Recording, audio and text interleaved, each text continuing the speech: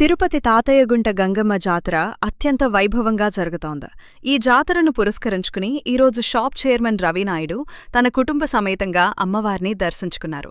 ఆలయానికి చేరుకున్న ఆయనకు అర్చకులు, అధికారులు ఘనస్వాగతం పలికారు. దర్శన అనంతరం రవినాయుడు గంగమ్మ తల్లికి సారేను సమర్పించారు. కుటుంబ సభ్యులతో కలిసి అమ్మవారికి ప్రత్యేక పూజలు నిర్వహించి మొక్కులు చెల్లించుకున్నారు. భక్తుల రద్దీని దృష్టిలో ఉంచుకుని అందరికీ సులభంగా దర్శనం కలిగేలా అధికారులు చేస్తున్న కృషి ప్రశంసనీయం అని రవినాయుడు కొనియాడారు. విమానంగా నిర్వహించడం జరుగుతోంది. కనీ విని ఎరుగని రీతిలో గంగ జాతర జరుగుతోంది. రాష్ట్ర ప్రభుత్వం ఈ జాతరను ప్రతిష్టాత్మకంగా తీసుకునింది.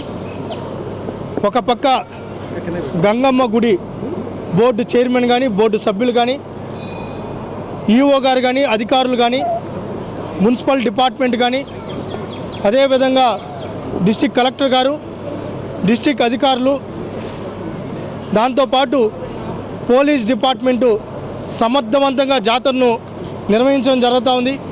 ఎక్కడా కూడా సామాన్య భక్తులకు ఇబ్బంది లేకుండా సామాన్య భక్తులకు పెద్దపీట వేస్తూ ఈ జాతర నిర్వహించడం జరుగుతూ ఉంది.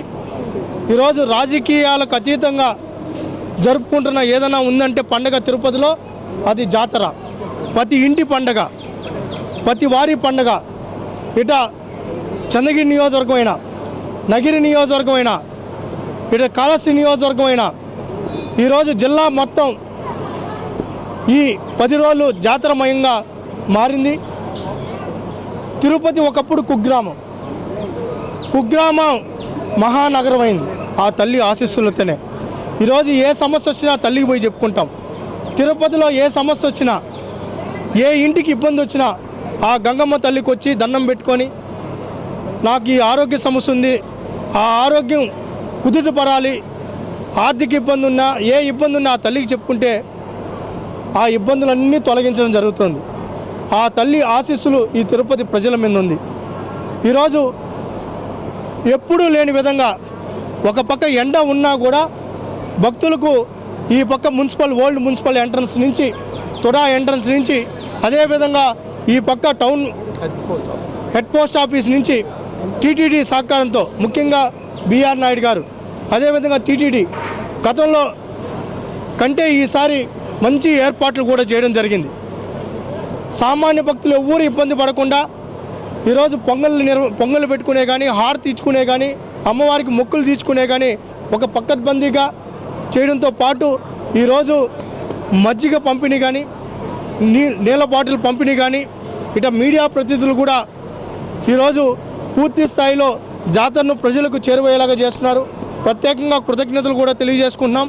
అదేవిధంగా భక్తులందరూ వచ్చి అమ్మవారి ఆశీస్సులు తీసుకోవాలని, 9వ తేదీ నిర్వహించే ఏదైతే సారే కార్యక్రమంలో కూడా భాగస్వాములు కావాలని కోరుకుంటూ ముఖ్యమంత్రి గారు కానీ, ఉప ముఖ్యమంత్రి గారు కానీ, లోకేష్ గారు కానీ ఈరోజు ఈ జాతర సమర్థవంతంగా నిర్వహించాలని చెప్పి కూటమి ప్రభుత్వం కూడా నిర్వహించే ఆలోచన ఉంది.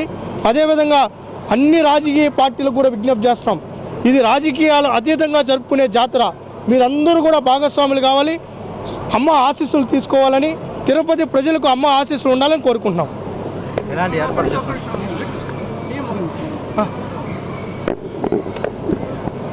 సీఎం గారికి గంగమ్మ తల్లి బోర్డు చైర్మన్ గారు, ఈఓ గారు, బోర్డు సభ్యులు జాతర మహోత్సవం సంబంధించి ఆహ్వానం